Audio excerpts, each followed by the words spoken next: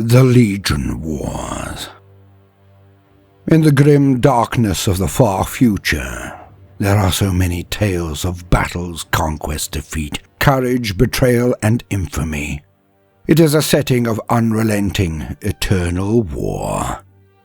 I have regaled you with the tales of the war in heaven, the cybernetic revolt, the unification, the Great Crusade, and subsequent heresy of the War Master, Horus Heresy, and his miscreant allied Primarchs.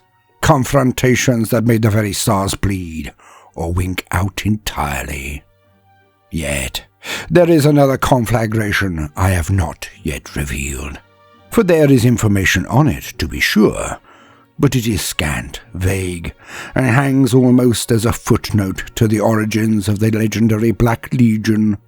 But it would be a mistake of epic proportions to be derelict in its unveiling.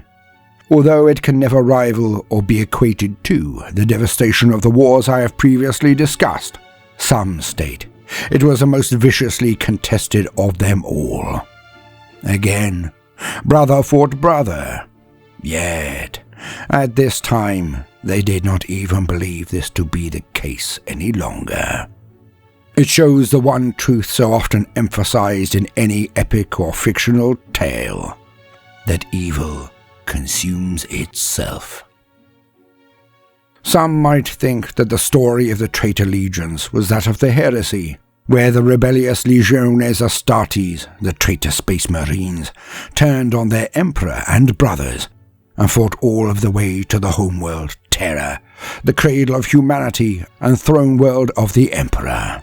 That they were cast back from the walls of the Holy Palace and defeated, then chased out of the galaxy proper into the Eye of Terror in the campaign known as the Scouring.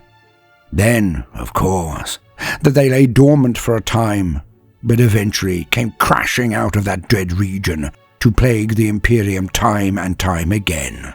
That eventually the long-planted machinations of the new War Master, Abaddon the Despoiler, came to fruition in his 13th Black Crusade, when the great rent across the galaxy was formed. A new front from which the traitors and their hordes of never-born and cultist scum have burst forth in their multitudes, assailing near every sector of the Imperium.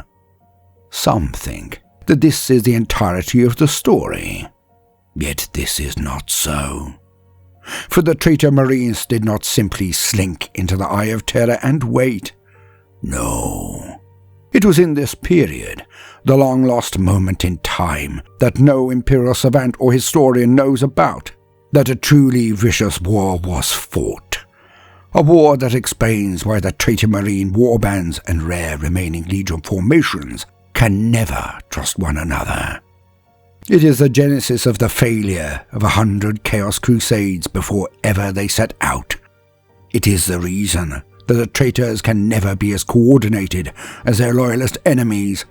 A struggle that led to the shattering of 2 legions, the creation of a new, and the ascension of the most dangerous Astartes alive. Welcome, gentle listener, to an introduction to what would be later known as the Legion Wars, or Slave Wars. I am Baldermort, your faithful servant. Like and subscribe, and remember to put on the notifications if this entry entertains or relaxes you. This video will take the usual format for such a topic, containing introductory lore with explanatory tales scattered throughout to show, not just tell, of a situation, perspective, or event. All tales will be of my own making, so it is more memorable, and thus retained easier. But please, never refer to me as a lore master, for that is not my claim. I am a guide, a starting point, a trail of breadcrumbs designed to pique your interest, so that you may then read up on the details for yourself, and then come to your own conclusions. I merely open the door to what may be of interest, and then leave it for you to walk inside and ravenously consume the true nuances contained therein. And, as always, I invite the older fans of the setting to take to the comments section to expand on that which I may have missed or, in my enthusiasm, or because of time, may have misconstrued. So, show your knowledge, and let us work together to make the comments section as much of a resource to the uninitiated we collectively take under our wing. So, my older battle brothers, veterans of the long read, lend me and our brethren your knowledge. As this is not Baldermort's lectures, I am not the star. I am your servant. This channel is a source of entertainment and enlightenment. It can only be better if you help out. Now, let's set the scene, shall we? From the Bald Library, cast into the wilderness.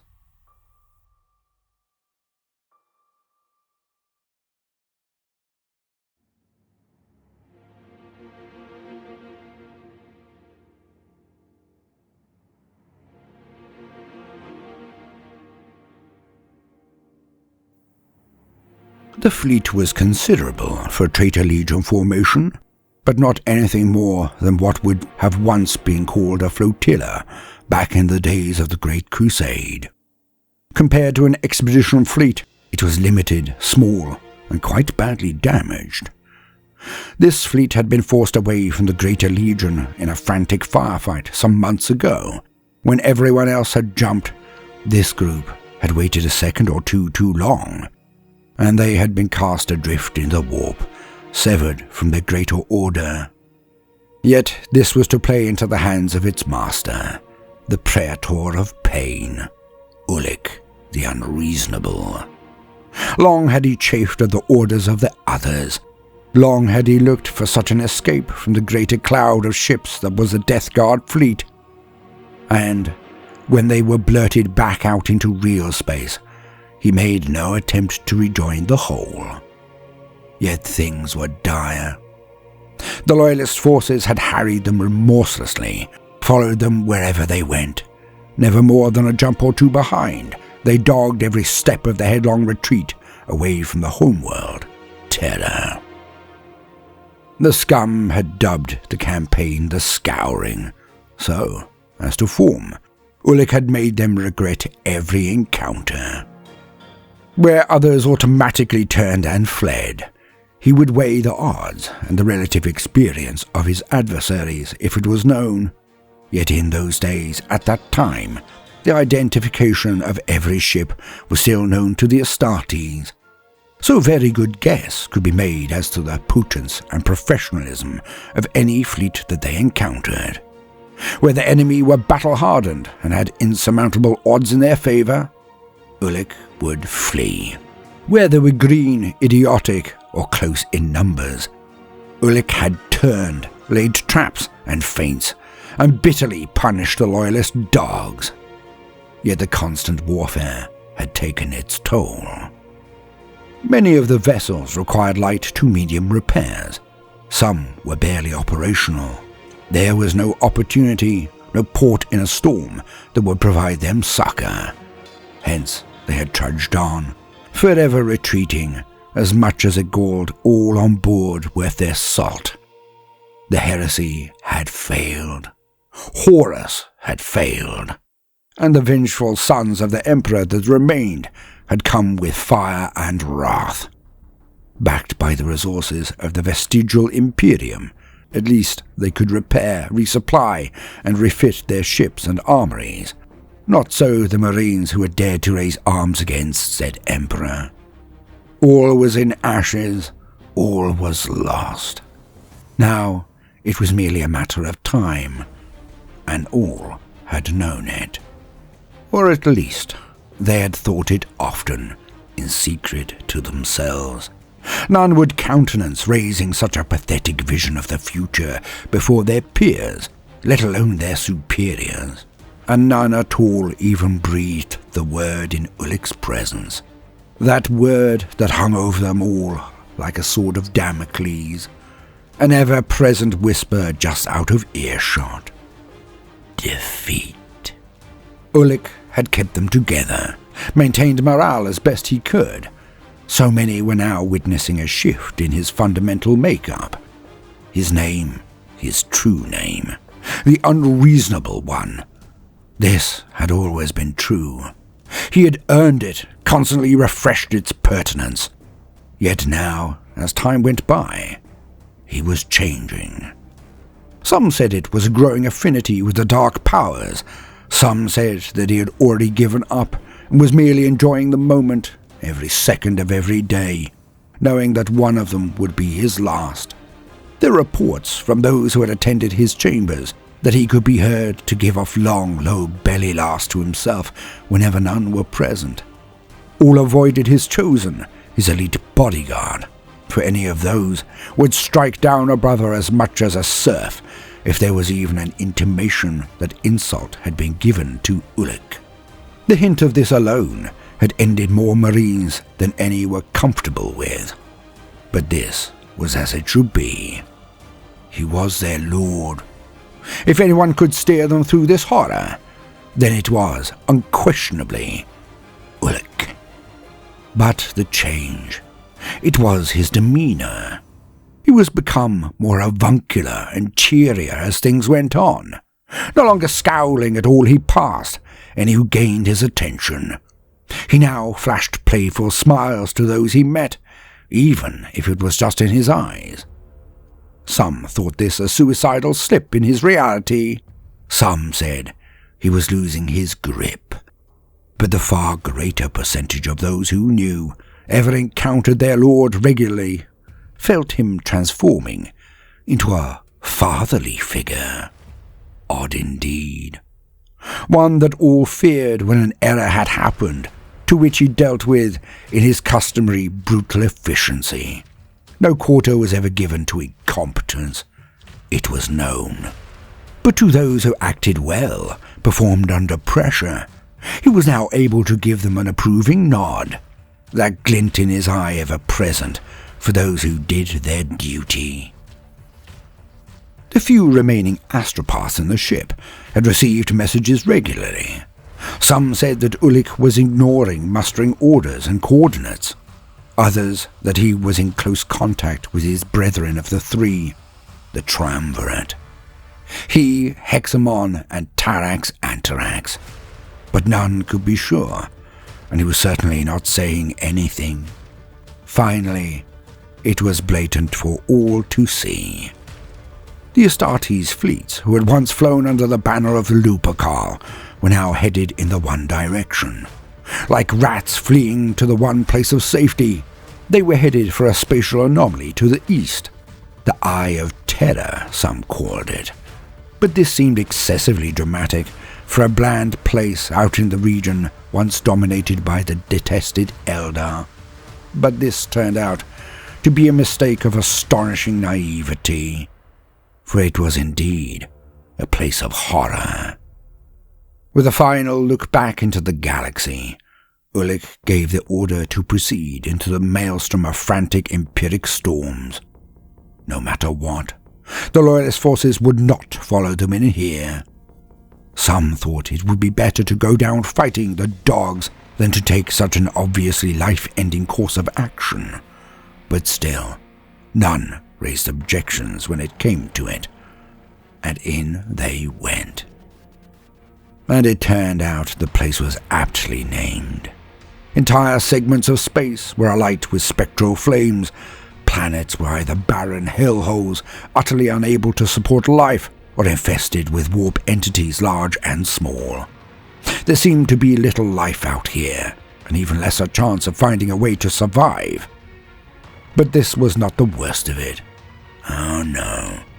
That was the regular and frequent events. The Caxons went off again as another such event began.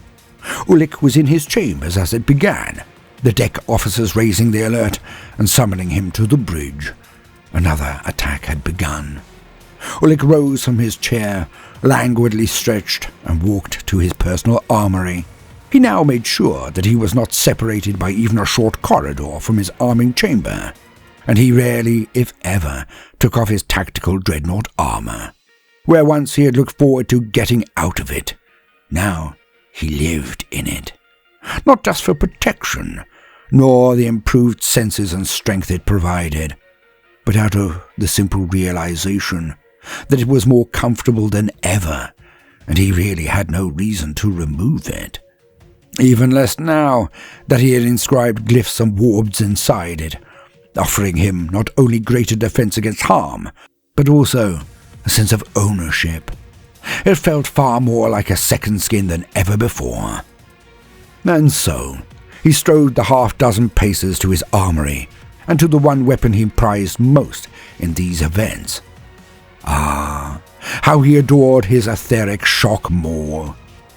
Although he usually preferred his weapons of old, nor would ever admit to Tarax that he used a maul under any circumstances, this was the perfect tool for this particular job. Taken from the lifeless gauntlet of a loyalist nullificator, it was made for this.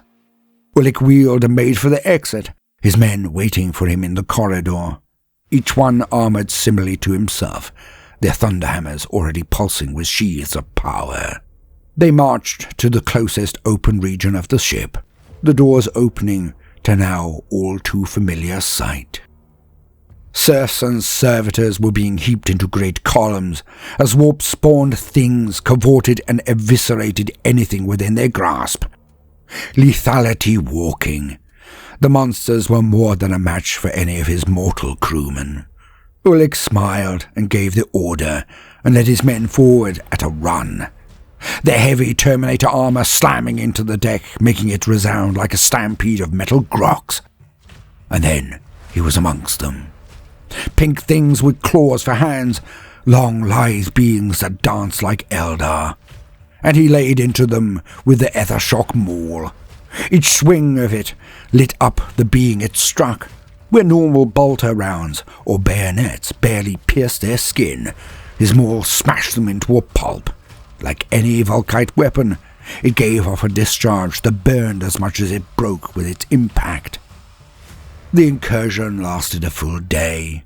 No respite was afforded any, as warp beings appeared across the ship time and again. Yet Ulic and his guard made short work of so many. He was everywhere. Despite this, the casualties of baseline humans was eye-watering. Even some squads of Astartes had been torn to shreds. Finally, it slowed, then ceased. They would come again. Sometimes pink and swift, like this attack. Sometimes blue and burning. Sometimes red and berserk. But they always came. Yes, this place had been appropriately named. It was indeed the Eye of Terror. The traitor legions were hounded remorselessly across the stars. Once they had been brutal attackers, ravaging every world in their path. Now they were a shadow of their former strength, and on the run. We do not yet have the details of the campaign known as the Scouring, for that is hopefully to be the next run of books from the Black Library. But we do know the basic outline. Rubute Gilliman was left to defend the Imperium with his legion of Ultramarines, and it was considered, quite rightly, enough at that time. Most Xenos races had been exterminated in the Great Crusade. The Eldar were haunting the fringes of the galaxy in their craft-world ships. They had lost many to the Imperium during its Great Crusade, so it was deemed by them pure suicide to cause the humans an issue. They basically hid. The Orcs were annoying, but no warlord capable of effectively unifying them enough to be anything more than a regional threat arose. So again, merely a nuisance. The Necrons had not risen, the Tyranids had not arrived, and the Tau were still hunter-gatherers. In this time, the Ultramarines and remnants of the Imperial Army were more than enough to defend the shattered realm of humanity. Hence, all remaining Loyalist legions and their Primarchs were released to engage in the one task, the extermination of the traitor legions. It is presumed that the Mechanicum, who would very soon be reshaped and redesignated as the Adeptus Mechanicus, were every bit as emphatic in this great labour of revenge. For they had their own shadow image, their bitter reflection in the dark Mechanicum. The Mechanicum forces that had pledged fealty to the War Master. They were present amongst the traitor legions and chased by their loyalist cousins every bit as hard as the Marines. The Salamanders, Iron Hands and Raven Guard were still shattered formations due to never recovering from the battle that began the heresy, the Dropsite Massacre, which of course we will get into next year in much greater depth.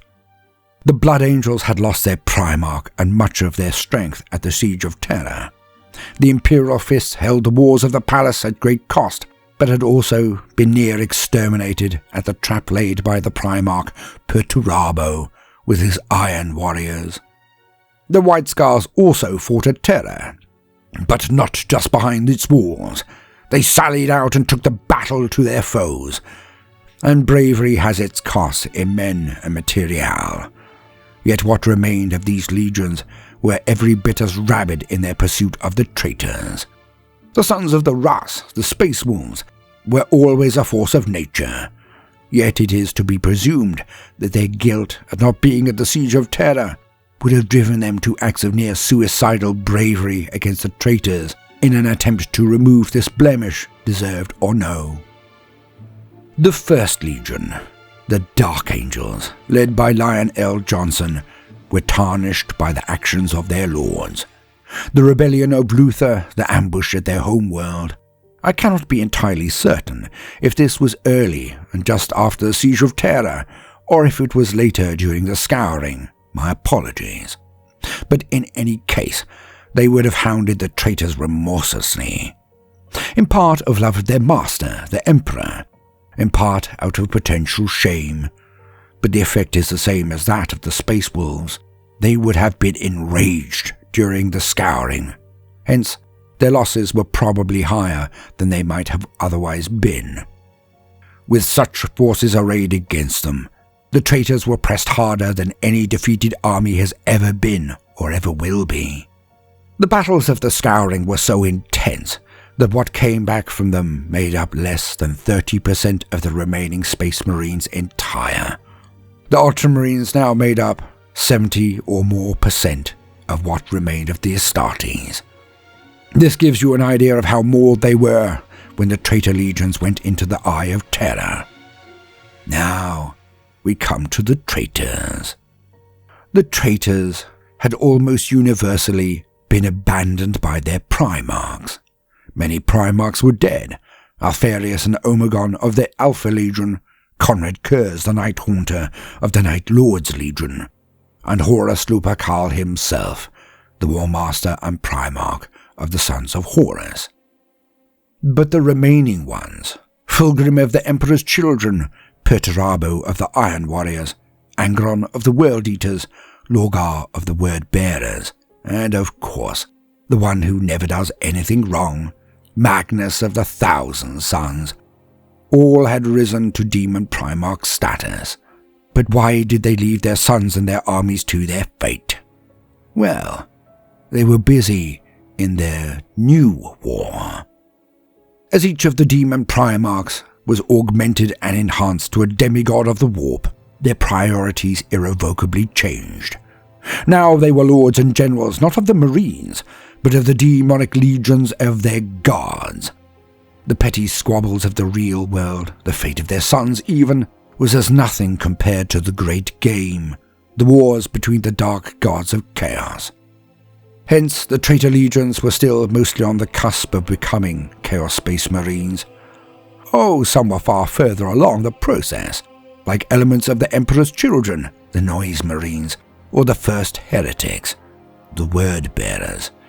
And some rejected the transformations entirely, like the Iron Warriors, who generally euthanized any who underwent mutation after surrendering themselves to demonic powers. But most were firmly on their way down that path, but they were not there yet. When the traitor Marines first flew into the region known as the Eye of Terror, they were confused, bemused, and assaulted from all sides. The Eye of Terror was a gaping wound in reality. A scar formed when the Lord of Pleasure, Slanesh, was born.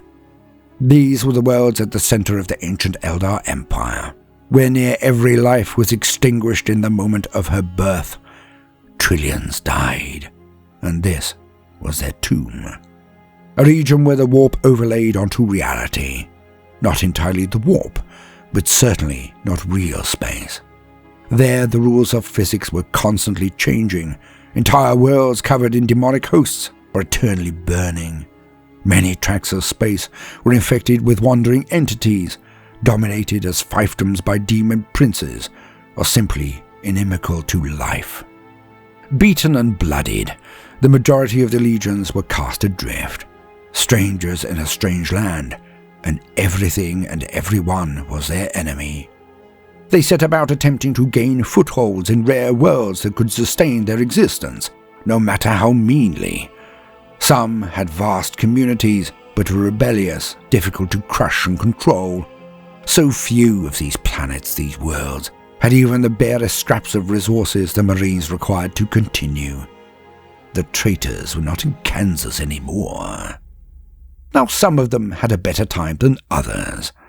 The Thousand Sons had been transported to the planet of the sorcerers, Sotiarius, immediately after their legion was crushed by the Space Wolves on Prospero. A gift from the dark god of magic, Tzeentch. It was their new Axis Mundi, fortress world and home. And there they were protected by their dire benefactor and their own considerable power. Although reduced by the savagery of the Space Wolves to a fraction of their former numbers, which, of course, was only compounded by the travesty of the rubric of Ahriman, which transformed so many into dust, they at least had a home. One they covered with runes, glyphs, curses, and cantrips that would make a frontal assault all but a death sentence.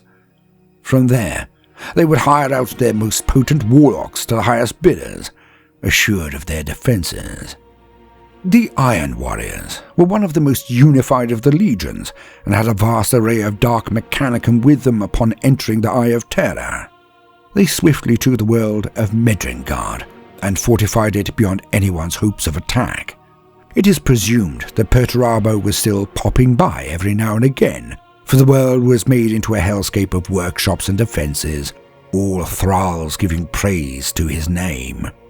From there, they worked with the Dark Mechanicum and their own warp smiths to create phalanxes of twisted abominations. War engines aplenty, enough for others to acquire, should the payment be worthy. Hence none could attack them, and none truly wished to do so. If they did, they would lose the war machines that could be gained from the Iron Warriors, and in the Legion War, these resources were often fundamental to the survival of Warband or Legion entire. Now the Alpha Legion and the Night Lords largely remained in real space. At least, they were not in such numbers as they engaged in this war in any meaningful way. Mortarion and his Death Guard sons were gifted the Plague Planet, a copy of their original homeworld of Barbarous, but even more virulent, even more infected and blighted. From here they grew in strength and played a part in the war, but they would swiftly descend into being Plague Marines proper and ardent followers of Nurgle. Some of the most emphatic in their supplication to the Dark God, they sustained attacks on outer holdings, but were never truly at the heart of the fighting, as far as I can tell at this time anyway. As always, the Death Guard marched on regardless. The Word-Bearers were deeply fortunate. They had retained much of their strength, outnumbering nearly all of the other legions, but of course, not one in particular. They were far further along the road to becoming true Chaos Space Marines, so took to their new environment far easier. Dominating the world of Sicarius, they created a tower in which their demon Primarch, Lorgar, resides contemplating his next move over the last 10,000 years. The Word-Bearers took a solid set of worlds and expanded slowly, carefully, only fighting when there was little other choice. The Dark Council was left to run the day-to-day affairs of the Legion, as it has done since that time until the era Indomitus. Though few other legions respected the word-bearers or their demon primarch, their concentration of marines and the phalanxes of demons they summoned into battle as meat shields and marauders removed them as an easy target. And that left the World Eaters, Sons of Horus, and Emperor's Children. The Sons of Horus were probably in the second worst state. Theirs was the Primarch who had called the banners. It was Horus who had led them all into rebellion. It was Horus who had ruled over them. It was Horus who had failed. It was Horus who had been slain by the Emperor himself. And every one of the traitor legions despised them for it. Not just the failure, but the years of crowing over the others, the endless condescension and insults. Even when Horus had not ruled the roost directly, Abaddon had not been restrained or respectful in his dealings with the other primarchs or their subordinate officers in the other legions. Many blamed Horus and, by association, his sons, for their present plight. When the legion moved into the Eye of Terror, it was far worse than many of the others. They had often been at the forefront of the battles at the Siege of Terror. They had lost their primarch. They had few leaders left worth their salt, and, worst of all, perhaps the only man who could effectively unite them, the captain of their first company, Ezekiel Abaddon, had abandoned them. Sent into self-inflicted exile, Abaddon took the vengeful spirit and disappeared into the deepest reaches of the Eye. And without him, the Sons of Horus were rudderless and despised. They found a world and turned it into a sepulchre, a shrine to their dead father, Horus, and there they festered. The World Eaters were broken. They, arguably, were in the most miserable condition. Their Primarch had been banished in the siege, and had not returned to lead them. He was just gone. The remaining leadership of the Legion were all infected with the blight of the Butcher's Nails.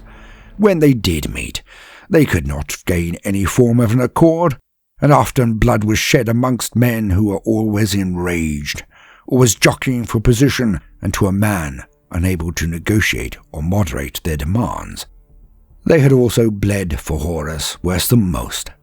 Theirs were the vanguard of many an assault on the walls of the palace, and during the Scouring, it can only be presumed that they simply could not resist any form of goad or challenge.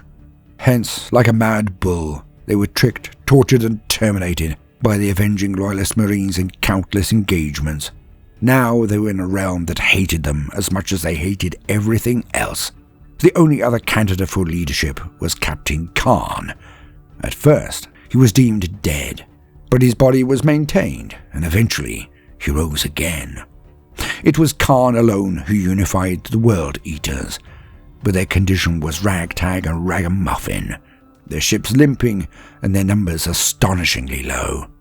They were all but defeated, by all reports, barely holding on to existence by the whites of their knuckles. And now we come to the protagonists of the piece, the initiators, the Emperor's Children. Like the others, their Primarch, the Palatine Phoenix, Fulgrim, had indeed left them. Off he traipsed across the warp, inflicting horrors on the enemies of Slaanesh. But they were not a broken legion then, far from it. The Emperor's Children had been amongst the forces that attacked Holy Terror, but they had not really been in the heart of the fighting.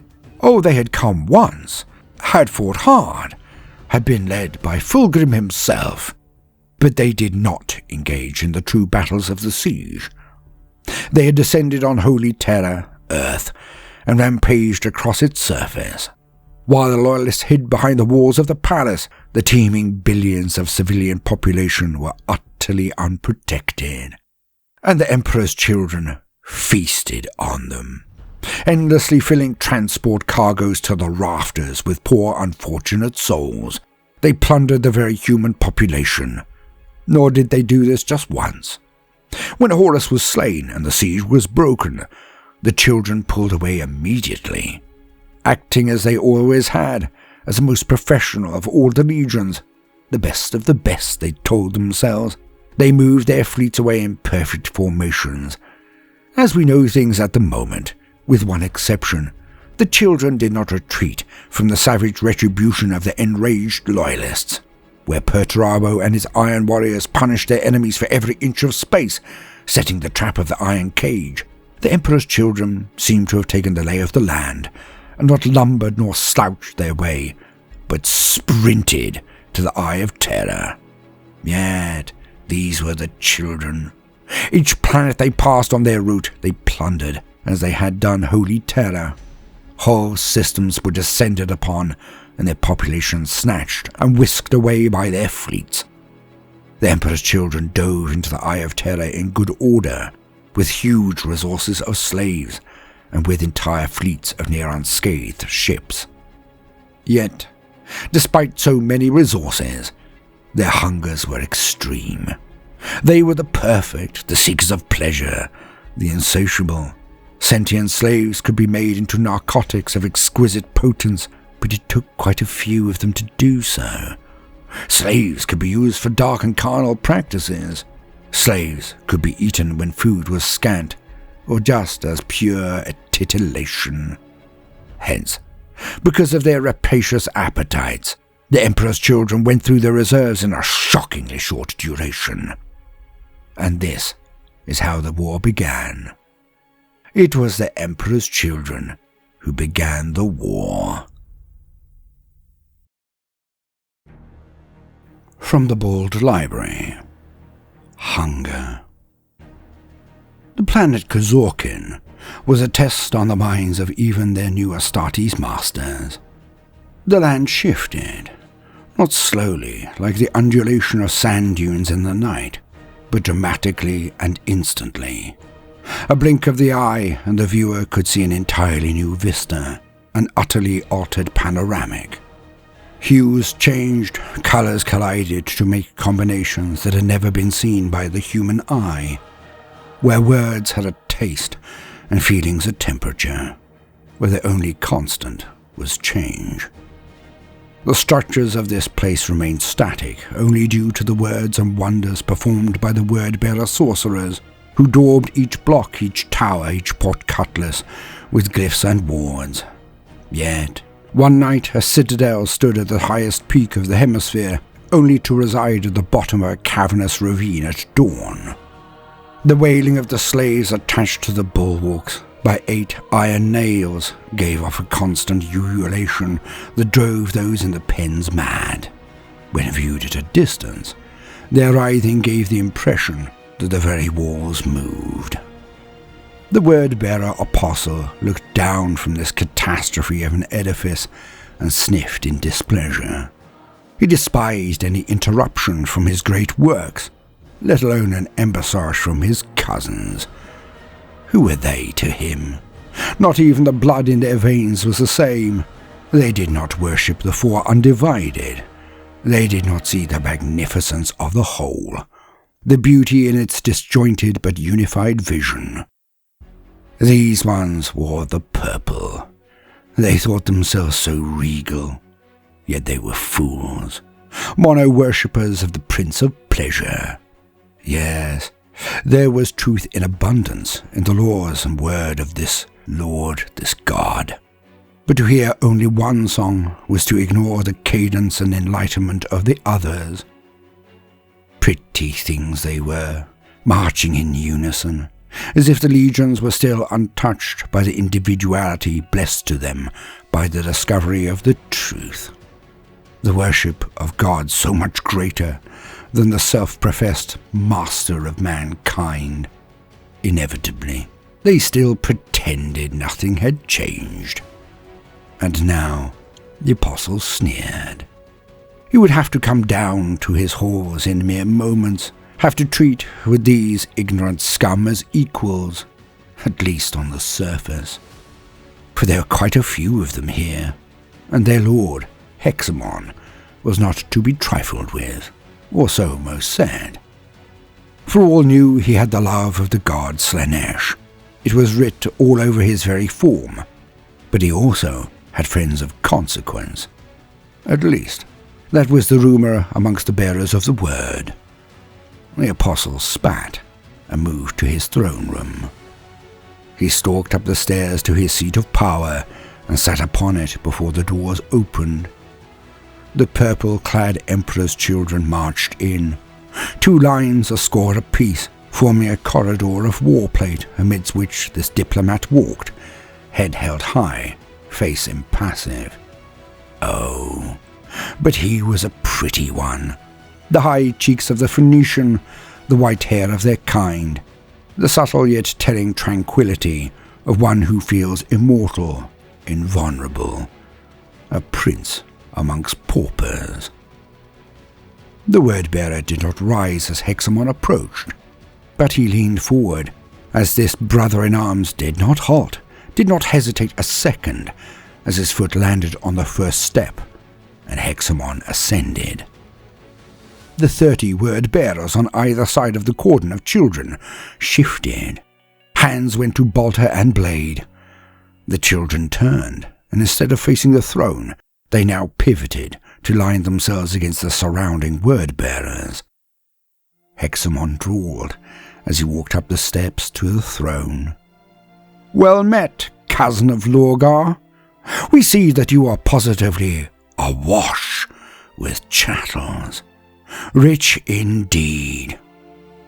When this man showed no sign of stopping, the apostle finally stood, his right hand resting on his power sword, left hand resting on a plasma pistol, all to draw back his cloak, of course, to strike an impressive pose, one of confidence.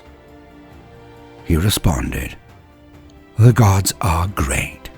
They provide to those who know their songs how best to show them gratitude." Still, this Hexamon did not stop, did not slow. The apostle could not help himself, aghast, shocked. He instinctively took one step back as Hexamon of the Emperor's children stepped to his very stage, looking him deep in the eye. The apostle knew this was a mistake. He should have attacked when the miscreant had deigned to take the first ascending step. But those eyes, pupils as those of a snake, slits of black within deep purple irises.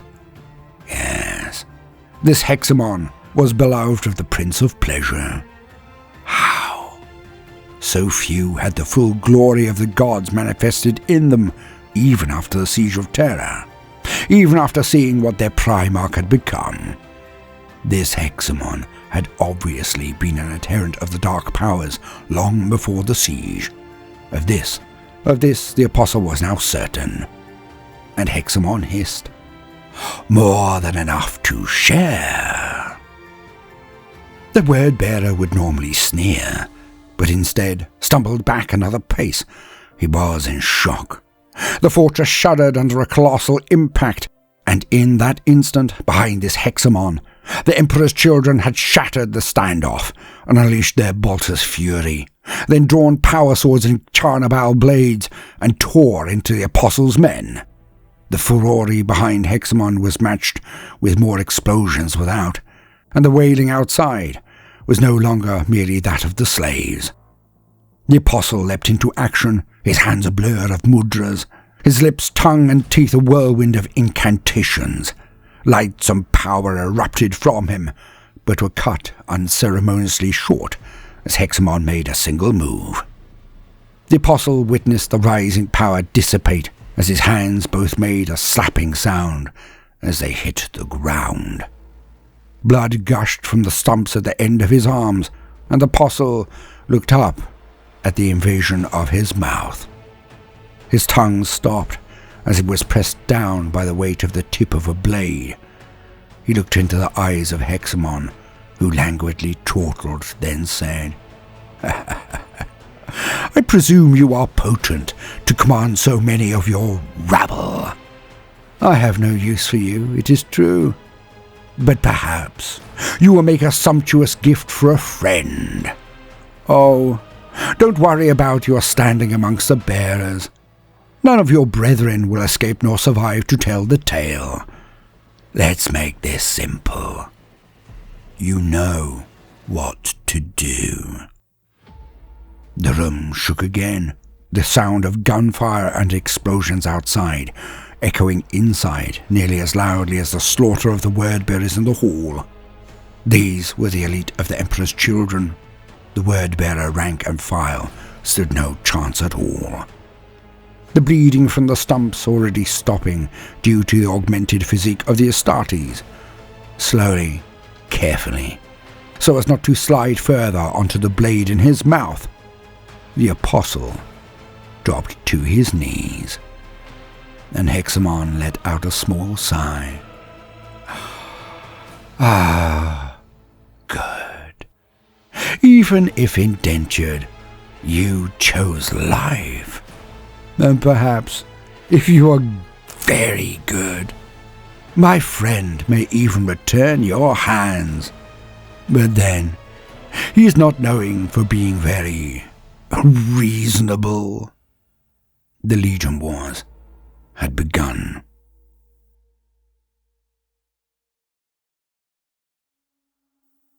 In the era of the Imperium and subsequent era Indomitus, the Emperor's children have a reputation for being degenerates, pleasure-seekers, and vermin. More than any other legion, who are usually enhanced by their new patrons. For the Emperor's children, it was their utter undoing. Few remember or will ever acknowledge they were, in fact, one of the premier legions.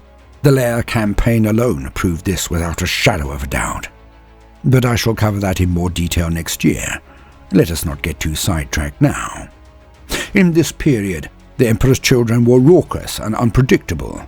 They were utterly derelict in their duty to the war effort on Terra, and barely less so from what we know of the Scouring. But this was a choice. A vile one, but a choice. Still, even now, they were not Chaos Space Marines, and were more cohesive and coordinated than near any other legion that entered the Eye of Terror. They were still mostly Astartes. Their egotism and numbers, equipment, ships and strength made them a nightmare, one that was unleashed on their own kind. The masses of slaves they had taken from Terra and their retreat to the Eye of Terror were burnt through, as I have said, and this meant the ravening beast was unleashed. There is nothing more desperate, conniving, nor vicious than an addict attempting to gain their hit. And so, the Emperor's children took their near-pristine fleets and struck at their brethren. The Legion Wars began, but it was, inevitably, all about the slaves. So, this conflict is more honestly dubbed the Slave Wars. With their characteristic precision, Emperor's children fleets would appear above planets and launch blistering assaults against any stronghold they deemed held enough slaves and resources to denote the expenditure. And they offered their erstwhile allies as much clemency or mercy as they did standard civilians of the Imperium. Absolutely none. Alas for the traitor legions, this created a feedback loop. As the other legions lost so many assets, they had no choice but to predate on other weaker forces, and so matters swiftly escalated. The Iron Warriors were avoided in most situations, as were the Thousand Sons, for both provided much-needed assets of war, engines, machines, and of course, wizards. The Iron Warriors even went so far as to set up a station that was considered neutral ground, a Casablanca of sorts. Everyone else, even the word-bearers, was struck or struck out at others. Yet it was the viciousness that punctuated the event, the built-up animosities and rivalries now unfettered and given their head. The reason for the sheer spite was simple. Each legion had so many reasons to blame the others for their present predicament. The Marines had nothing else to justify their existence than battle and butchery. And hate. Never forget the hate. The traitor legions had once taken up a banner of rebellion against a tyrant. They had always felt justified and righteous in their causes, from the liberation they felt they brought to the galaxy under the Great Crusade, to the worthy wrath they told themselves was necessary to finally unseat an immortal despot who would discard them, wipe them out like the Thunder Warriors when their use had been fulfilled. The Emperor was a fraud and had to be fought. Then, when the slay stack and tally rose so high, They could console themselves that they were still victors, that their martial excellence, if not the morality of their cause, gave their actions and fraternities value. They were the best. But now, their cause had proven false, their warlord destroyed.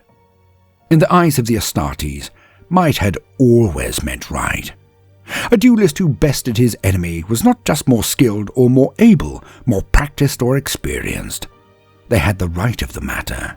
That is why they won. No, this was not emulated at the highest levels, but amongst the rank and file, this would always have been the case. Not in the head, but definitely in the heart. Was it not the basis for the entire Great Crusade? If the foe were right, why were they defeated so easily? It stayed stuck in the psyche of the legionaries, this entire paradigm. Yet even this was taken from them. The stiff-necked lackeys and lickspittles of the Emperor had thrashed them hard. They had been beaten and chased out of real space by primarchs and warriors that they had sneered at. In many traitor marines, this fact broke something within them. So many were now open to possession, as they had no reason to stay standing proud. And while they were in the eye of terror, all knew that it took as little as to call out to the dark powers to draw up pacts that would give them power this way, as was seen at the new home of the sons of Horus when the hammer came down on them. The hatred towards the sons of Horus was palpable, when even their one remaining name left them. When Abaddon took off into exile, he may as well have signed their death warrant. The sons of Horus mustered on a world named Malium, a demon-infested hellhole. They forged a mighty city with defences they thought impregnable, but it was truly a vast mausoleum surrounding a sepulchre, the last resting place of the War Master, Horus Lupercal. The Emperor's children knew of this place, of course, but more. It drew the attention of the primogenitor, the chief apothecary, the spider, Fabius Bile. He continued his surgical enhancements of the children, had many in his debt. Hence, when he simply could not resist any longer, he roused his brothers to action. There was, of course, the slave and resource stocks of the sons of Horus, but also Lupercal's body. And Fabius wanted it. The children launched an attack of unsurpassed skill and savagery on Malium. Leaderless, outnumbered, and outgunned, the sons of Horus were being exterminated. Some loyal few stood their ground and took on pacts with Neverborn to grant them immediate power. They fought back like berserkers of the Eaters, but even with demonic possession augmenting their might, they were simply no match for a well-ordered, equipped, and led legion. They dropped like flies. Some sensed the battle was lost, having no remaining honor, no remaining dignity. These few turned tail and ran, escaping through warp rents deeper into the eye or into the realms of the Neverborn. And Fabius Bile took the ultimate prize, the body of the War Master. Oh, he had vast experience in cloning, and not just of lesser beings, but of a Primarch no less. For when Fulgrim regained control of his body from that demon, he tasked Fabius Bile to resurrect his old friend, Ferrus Manus. He did this almost countless times, also that Fulgrim could find the words or deeds that would bring his brother back as a friend, make him turn to the traitor side. Ones that accepted Fulgrim's justification in turning on the Emperor. A sad event indeed, so needy, so pathetic, Fulgrim at his very worst. Yet Ferrus Manus remained true to his father, his cause, and his oaths. Manus never once bent the knee, never once embraced Fulgrim as he wished, never washed away the guilt by accepting his treasonous brother. So, each time the clone of Ferrus was destroyed by Fulgrim, yet this did nothing more than level up Fabius Bile's abilities in cloning, so to put it. A facility that Bile now aimed at the ultimate prize, a new and reborn Horus Lupercal. The sons of Horus were destroyed or scattered to the winds of the warp, So who indeed could stop him? Sidebar. Many of the notes I have taken stated that this was a perfect clone, yet from my perspective and reading of the lore, that was impossible. Oh, the form and features, size and muscles, even the memories may have all been identical, but they were not and could never be true Primarchs. Why? Because none of the Primarch clones were either given essence from the Emperor, as some believe, or made into vessels of warp entities, as others propose about the Primarchs. Bile was no sorcerer or wizard, never summoned or chained warp powers to give the cloned Primarchs that certain something that made them so much more than a custodian or massive thunder warrior. Each of the Primarchs had special abilities, some very subtle indeed, but all had something inside that took them beyond mere genetic weapons. And of course, the subject also opens up the can of worms concerning clones in the Warhammer 40k setting entire. With reference to the Afriel strain and other demonstrations, the universe itself detests clones. And no, do not even mention Krieg. Those are in vitro wombs. They are not cloned. Anyway, as I read the lore at this moment, the cloned Primarchs were shallow popinjays, shadows of the might they were meant to replicate. But if you see things differently, then hit the comments section and passionately but politely state your case. Try as I might, I am not a faultless encyclopedia of lore, so the servant or guide should indeed be led by the listener.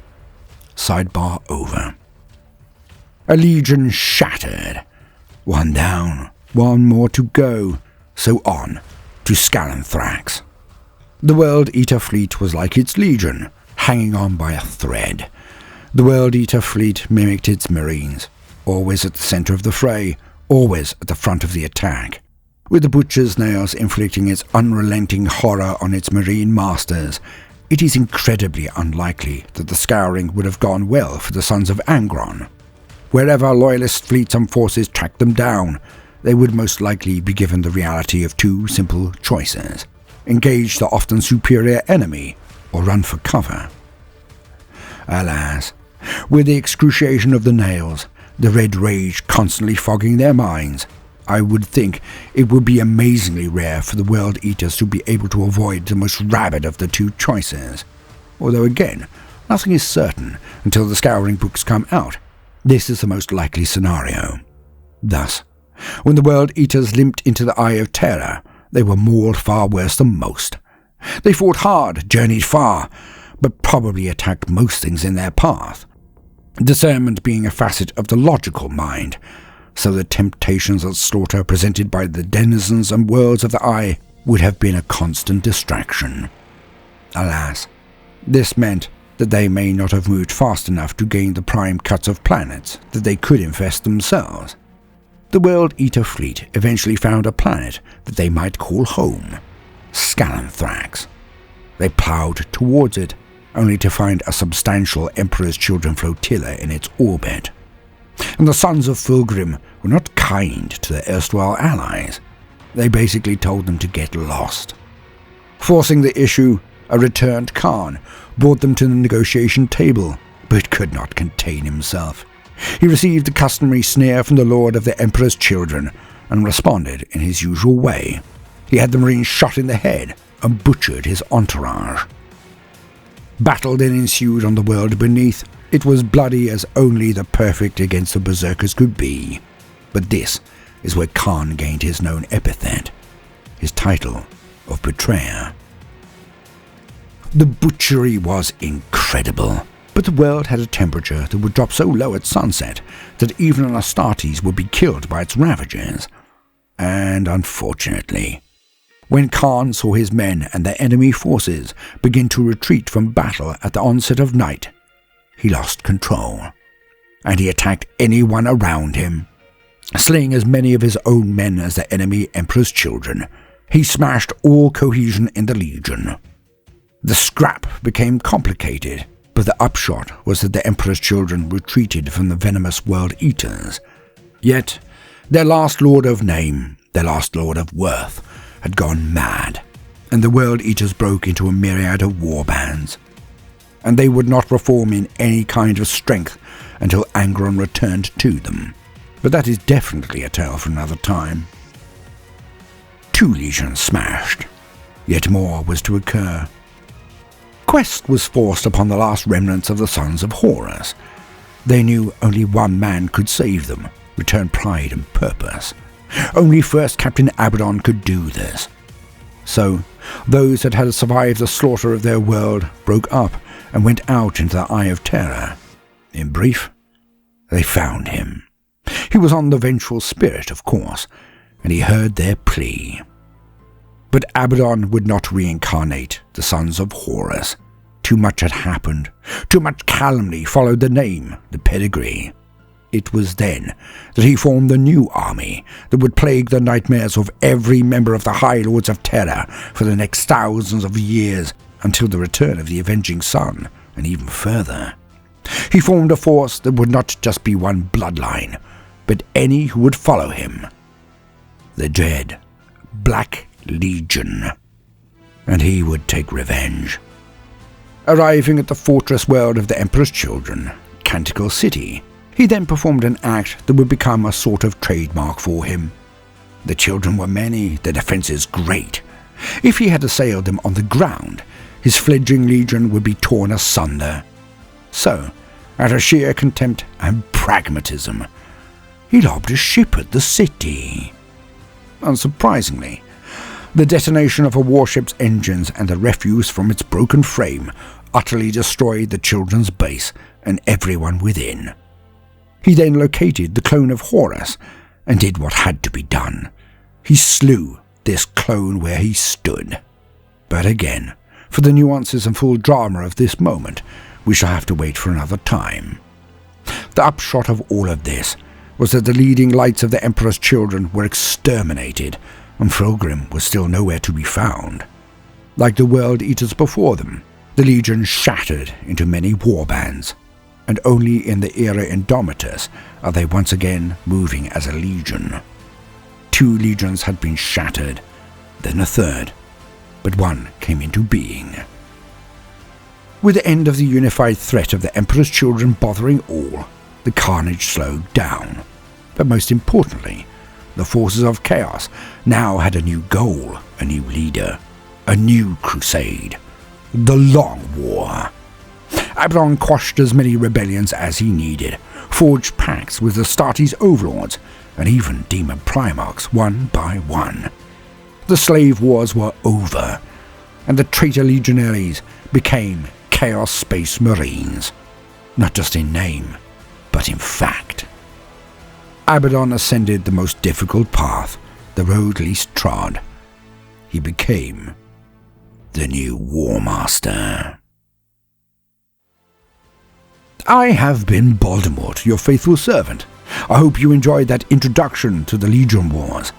If so, then do consider liking and subscribing.